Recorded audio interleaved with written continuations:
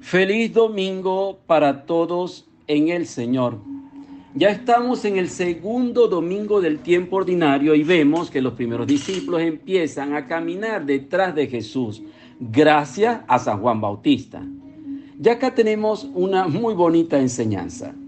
Cada verdadera experiencia con Jesús tiene una dimensión personal y otra comunitaria, como una moneda tiene dos caras.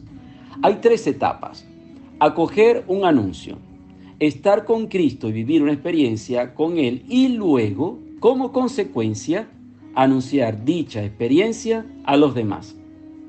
En la primera lectura sirve como preámbulo al Evangelio de hoy. Vemos la llamada del joven Samuel, que llegará a ser profeta y juez de Israel. Samuel siente que alguien lo llama durante el sueño, pero no entiende lo que le está pasando.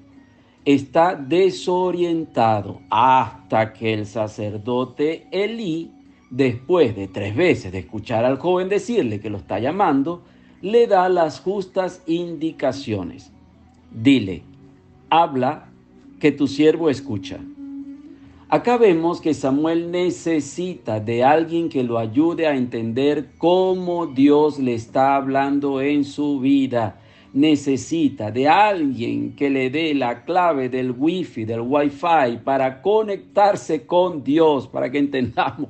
Con esta lectura, la iglesia nos introduce en el Evangelio. ¿De dónde parte la aventura de los primeros 2 discípulos? De Juan el Bautista, que viendo pasar a Jesús lo señala diciendo: este es el Cordero de Dios. Entonces Juan Bautista les dice que Jesús es el Cordero de Dios, es decir, que lo define como tal. Para definir a Jesús usa un término muy bíblico, muy significativo, porque evoca la Pascua del Éxodo.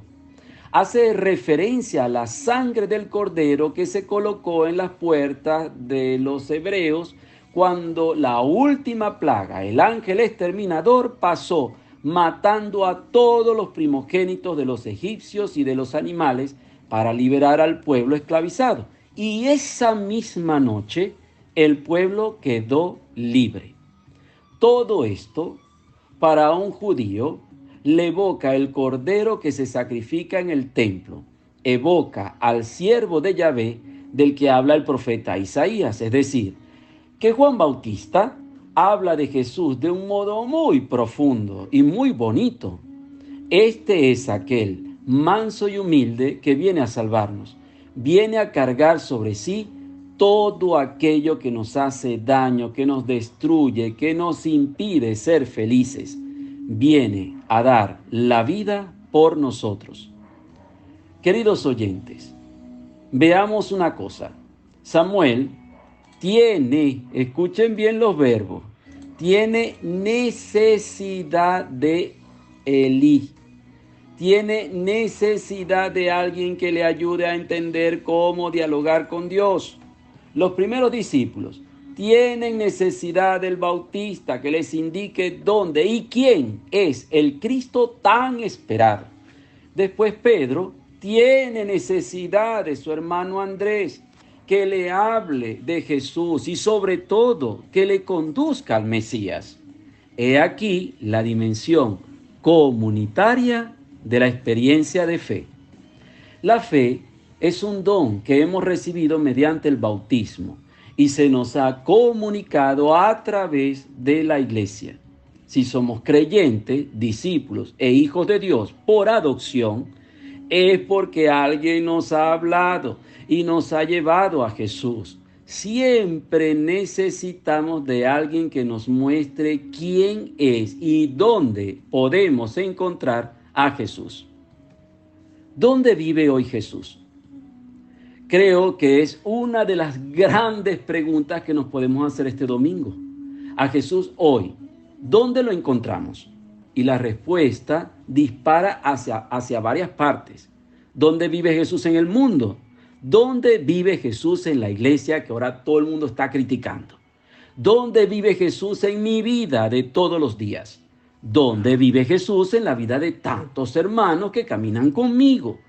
¿Cuáles son los lugares, o sea, entre comillas, donde me puedo encontrar con Jesús? Necesitamos de alguien nos enseñe a discernir cómo hablar con Dios y sobre todo cómo oír al Señor en el día a día, cómo seguir sus huellas. Para escuchar y seguir al Señor necesitamos la mediación humana. Sí, Señor, por eso no habría existido el profeta Samuel sin el pobre sacerdote Elí. No hubiésemos tenido al Simón Pedro sin su hermano Andrés. No hubiésemos tenido los primeros discípulos sin el Bautista. No tendrían a este sacerdote que les está hablando a través de este medio, sin tantos amigos y mi propia novia que me llevaron a la iglesia a escuchar una catequesis para adultos. Catequesis que ahora les invito encarecidamente a escuchar acá en tu parroquia El Salvador, todos los lunes y jueves a partir del lunes 22 de enero. Te espero, o mejor dicho, el Señor te espera para hacer de ti un hijo amado de Dios Padre. Los otros tienen necesidad de ti, esa es otra dimensión, para encontrarse con Cristo, que le da sentido profundo a nuestras vidas, a nuestra existencia. La salvación es personal, claro que sí, porque personalmente se necesita responderle al Señor, pero no nos podemos salvar solos. La comunidad parroquial, la comunidad de tu grupo de pastoral o, no sé, tu comunidad de crecimiento en la fe es necesaria para nuestra salvación. Nadie se salva solo. Pero, ¿por qué el Señor ha pensado en salvarnos en comunidad? ¿No es más fácil salvarse solos?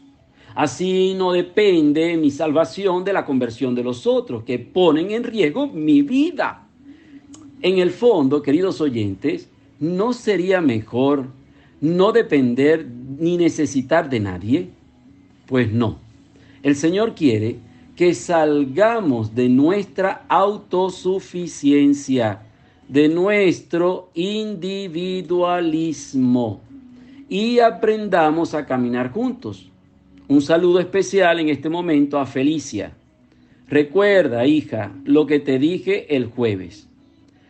Necesitamos del hermano, de la hermana, que me revelan quién soy yo y que llega a ser, escuchen, palabra de Dios para mi vida. El mito moderno, les recuerdo cuál es aquel del hombre que no debe pedir nunca nada. La supermujer autónoma de los hombres. ¡Qué engaño! Yo necesito del otro, que el otro me ayude, que el otro me corrija, que sea salvado a través del otro.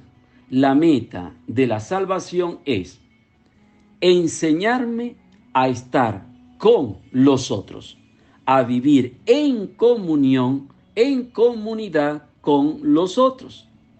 Si pienso que estoy siguiendo a Cristo y noto que cada vez necesito menos de los demás, cada vez voy menos detrás de los demás, cada vez pienso que los demás deben arreglárselas como yo pude hacerlo, sería bueno preguntarnos, ¿estoy siguiendo al Cristo manifestado, encarnado en las Escrituras y que acabamos de celebrar en Navidad? ¿O estoy siguiendo al Cristo proyectado en mis ideas y en mi fantasía?